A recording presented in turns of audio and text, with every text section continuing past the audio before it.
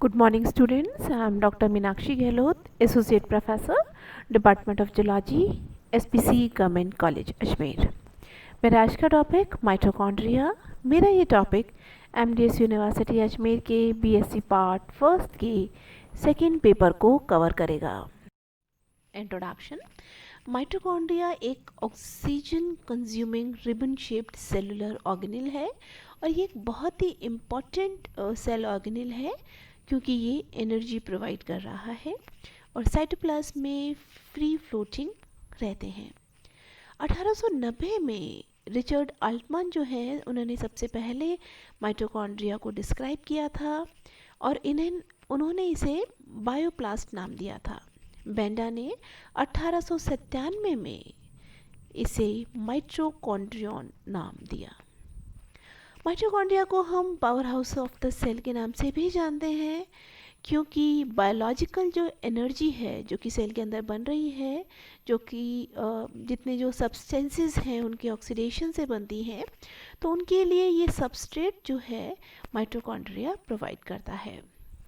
Enzymatic जो oxidation है chemical compounds का वो माइटोकॉन्ड्रिया में हो रहा है और यहाँ से एनर्जी रिलीज़ होती है। माइटोकॉन्ड्रिया जो है वो पावर हाउस की तरह काम करता है और क्योंकि ये पावर हाउस है इसीलिए ये वहाँ उन सेल्स में ज़्यादा प्रेजेंट होता है जहाँ पर एनर्जी की ज़्यादा रिक्वायरमेंट होती है, जैसे sperm tail, muscle cell, liver cell. यहाँ पर करीब 1600 माइटोकॉन्ड्रिया पर सेल प्रेजेंट होते हैं और कुछ oocytes जो हैं उसके अंदर 3 लाख माइटोकॉन्ड्रिया पर सेल प्रेजेंट होते हैं। वैसे देखा जाए तो टिपिकली एक सेल के अंदर लगभग 2000 माइटोकॉन्ड्रिया प्रेजेंट होते हैं और टोटल जो सेल का वॉल्यूम है उसका 25% इनका कंट्रीब्यूशन होता है।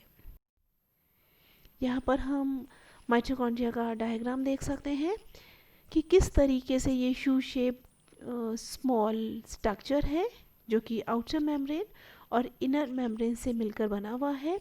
इनर मेम्ब्रेन के अंदर आप देख सकते हैं फोल्डेड क्रिस्टी प्रेजेंट है और बीच में मैट्रिक्स और इंटर मेम्ब्रेन स्पेस, और इसका खुद का जो डीएनए है वो एक स्पेसिफिक डीएनए होता है। स्ट्रक्चर। माइटोकॉन्ड्रिया का जो स्ट्रक्चर है वो मोबाइल होता है और ये एक प्लास्टिक ऑर्गेनेल है। प्लास्टिक मीन्स फ्लेक्सिबल है और इनके अंदर ये डबल मेम्ब्रेन स्ट्रक्चर है और इसका जो साइज़ है 0.5 से 1 माइक्रोमीटर तक होता है इसका डायमीटर। और इसके अंदर 4 डिस्टिंक्ट पार्ट हैं: outer membrane, inner membrane, inter membrane space और मैट्रिक्स। इसके जो ऑर्गेनेल हैं वो 2 मेम्ब्रेन से एनक्लोज्ड होते हैं। एक स्मूथ आउटर मेम्ब्रेन होती है और अंदर की तरफ फोल्डेड और ट्यूबुलर इनर माइटोकॉन्ड्रियल मेम्ब्रेन होती है जिसे हम क्रिस्टी के नाम से जानते हैं। और इसमें जो अंदर वाली जो मेम्ब्रेन होती है वो लार्ज सरफेस एरिया उसके अंदर होता है और अंदर की तरफ इसमें मैट्रिक्स भरा हुआ रहता है। इंटरमीडिएट जो स्पेस है वो दोनों मेम्ब्रेन के बीच में प्रेजेंट होता है।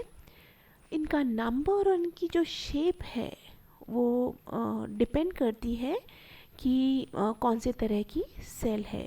जो टिश्यू ज़्यादा ऑक्सीडेटिव मेटाबॉलिज्म जिनके अंदर होता है इंटेंसिव, जैसे हार्ट मसल्स और स्पर्म्स, लिवर सेल्स, उनके अंदर इनका नंबर ज़्यादा प्रेजेंट होता है और इनमें जो क्रिस्टी जो होती है उसका नंबर भी ज़्यादा होता है।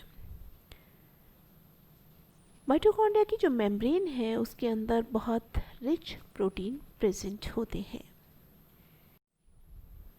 Outer mitochondrial membrane. Outer mitochondrial जो मेम्ब्रेन है वो लगभग प्लाज्मा मेम्ब्रेन का जो स्ट्रक्चर होता है उसी तरह उसका स्ट्रक्चर और केमिकल कॉम्पोजिशन मिलता है। पोरीज जो हैं वो आउटर मेम्ब्रेन के अंदर जो स्मॉल मॉलिक्यूल्स होते हैं उनको अलाउ करते हैं दोनों साइटोप्लाज्म और इंटरमेम्ब्रेनस स्पेस के बीच में। माइटोकॉन्ड्रिया की जो मेम्ब्रेन है ये फ्रीली परमेबल होती है छोटे छोटे मॉलिक्यूल्स के लिए, और इनके अंदर स्पेशल चैनल्स होते हैं जो कि लार्ज मॉलिक्यूल्स के ट्रांसपोर्टेशन में काम करते हैं। इसके विपरीत जो इनर मेम्ब्रेन है वो बहुत पतली होती है, और इसके अंदर बहुत कुछ छोटे ही मॉलिक्यूल्स जो होते हैं वही परमिट होते हैं अंदर आने के लिए।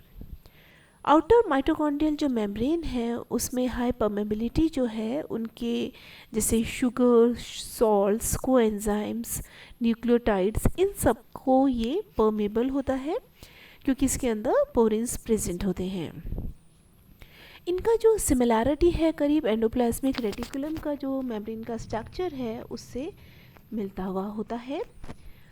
जैसे मोनो एमिनो ऑक्सीडेज जो है वो माइटोकॉन्ड्रियल के आउटर मेम्ब्रेन में प्रेजेंट होता है, लेकिन एंडोप्लाज्मिक रेटिकुलम में ये एब्सेंट होता है। बाकी जो स्ट्रक्चर है वो एंडोप्लाज्मिक रेटिकुलम से मिलता है।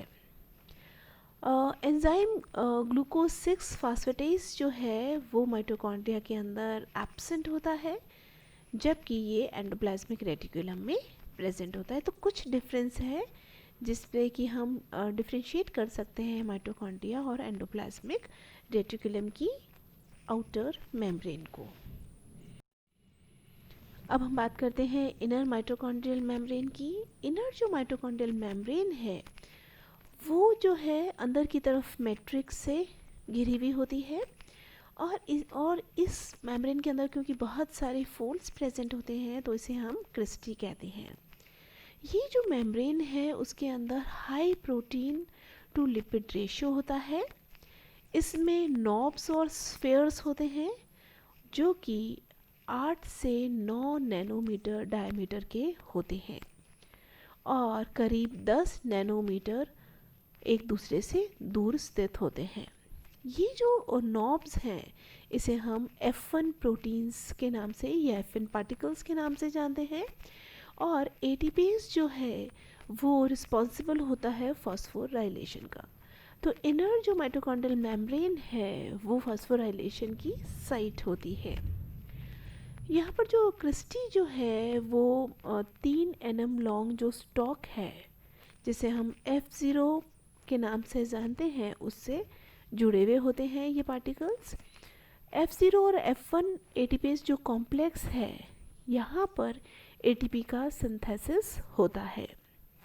इनर मेम्ब्रेन के अंदर लार्ज नंबर में प्रोटीन्स प्रेजेंट होते हैं जो कि इलेक्ट्रॉन ट्रांसफ़र के लिए रिस्पॉन्सिबल होते हैं, और ऑक्सीडेटिव फॉस्फोराइलेशन का जो प्रोसेस है वो इनर मेम्ब्रेन की क्रिस्टी के अंदर होता है। रेस्पिरेटरी जो चेन है वो इनर मेम्ब्रेन में ही प्रेजेंट होती है, और पायरिडीन न्यूक्लियोटाइड्स जो हैं इसके अंदर प्रेजेंट होते हैं।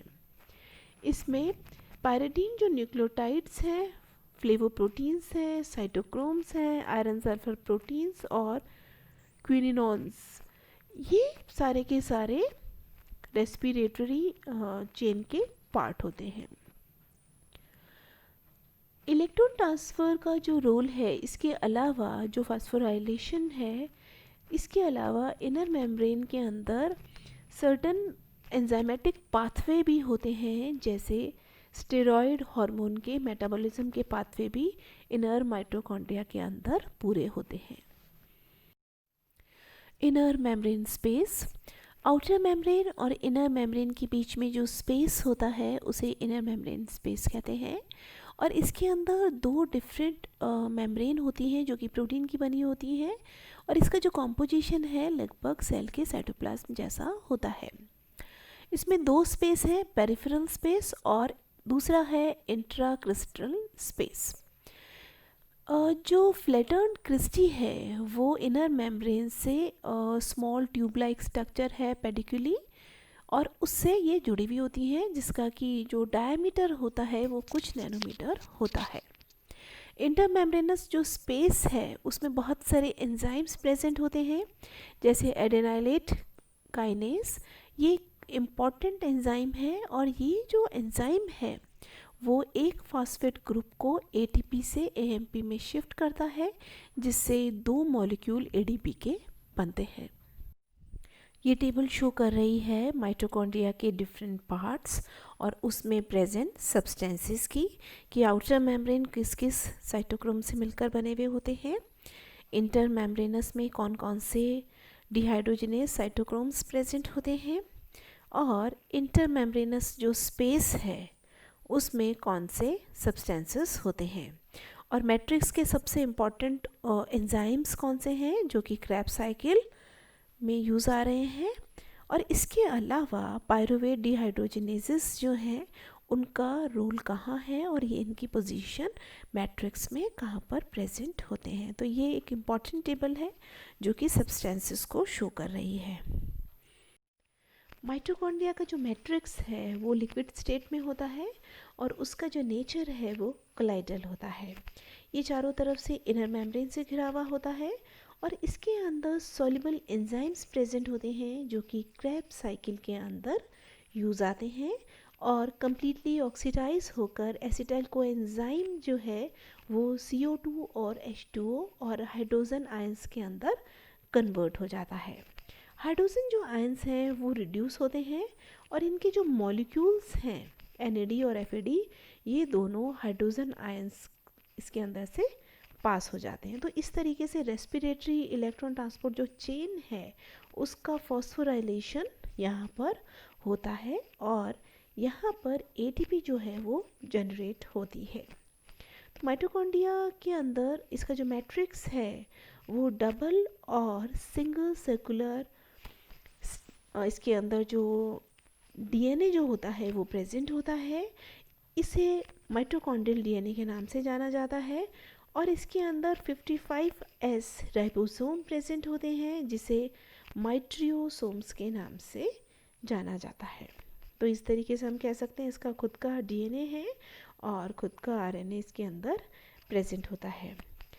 जैसे कि हम जानते हैं माइटोकॉन्ड्रिया जो है वो 10% टोटल जो प्रोटीन है उसे भी सिंथेसाइज करता है। खुद के लिए जो रिक्वायर्ड प्रोटीन है इसका खुद का मैकेनिज़्म है, इसीलिए इसे सेमी ऑटोनोमस ऑर्गेनेल्स के नाम से भी जाना जाता है। इसके अंदर मैट्रिक्स को अगर हम देखें तो इसका अपीयरेंस जो है वो ग्रेनुलर होता है और इसके अंदर कुछ बड़े ग्रेन्यूल्स भी प्रेजेंट होते हैं जो कि 30 nm साइज़ के होते हैं से लेकर कुछ 100 नैनोमीटर तक इनका साइज़ होता है।